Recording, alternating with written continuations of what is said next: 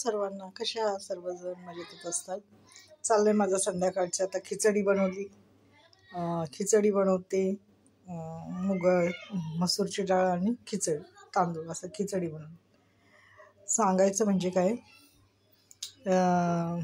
आता मी एक व्हिडिओ बघत होते साखरपुड्याचा. साखरपुडा असतो किंवा टिळा असतो माणसाचं, मुलींचा. तर मुलं गुलाबाची फुलं घेऊन येतात नाही का, सुंदर मस्त मस्त अशी, आणि ते आणतात, बुके देतात. आणि मी भेटायला आले की गुलाबाची फुलं देतात, काही चॉकलेट देतात. तर असं बरेच मुली घेतात, पण लग्नाच्या आधी बुके घेतात. मग घरात त्यांना माहीत पडतं की मुलगा आला होता वाटतं भेटायला, असं असतं. घरातल्या लोकांना माहीत पडतं फुलावरून. अशीच एक आजी होती. ती आजी पण अशी बघायची फुलं, की गुच्छा फुलाचा फुलं आली बाई गुलाबाची अशी म्हणायची.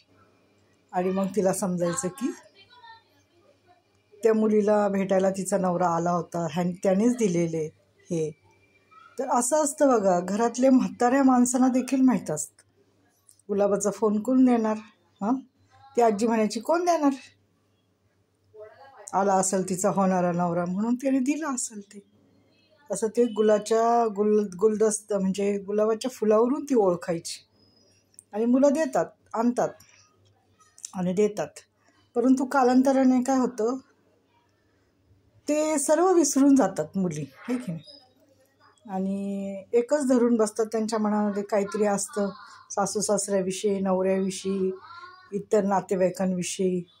आणि मग ते चांगले दिवस विसरून जातात की ह्या माणसाने किंवा ह्या मुलाने माझ्यासाठी थोडं तरी काहीतरी केलं असेल. मी म्हणते जास्ती नाही.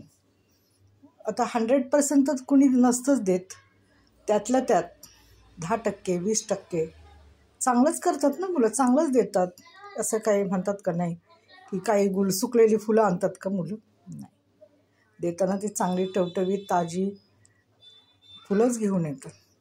परंतु नंतर मुलींना त्या फुलाची पण किंमत राहत नाही आणि माणसाची पण किंमत राहत नाही. आणि त्या स्वतःलाच फार भारी समजतात की माझ्यासारखं कुणी नाही. पण असं नसतं बाई. तुझ्यासारखं कुणी नाही, तुझ्यासारखे लय पडलेत, माहिती आहे का. तू तुझ्या हाताने किंमत कमी करून घेतल्यावर काय करणार? बाईच्या हातात असतं आपली किंमत कुठं ठेवायची, कुठं नाही.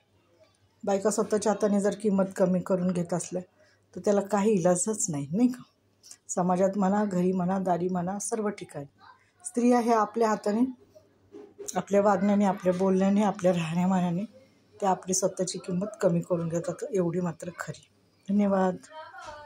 आणि पुरुषाला कोणी नावं ठेवत नाही, ही गोष्ट मला प्रामुख्याने सांगायची. पुरुष कसाही वागला, काही केलं तर पुरुषाची काही इज्जत जात असते, ते स्त्रीची इज्जत जात असते, एवढं मात्र खरं आहे. आणि स्त्रीलाच कलंक लागतो आणि स्त्रीलाच नावं ठेवली जातात. धन्यवाद.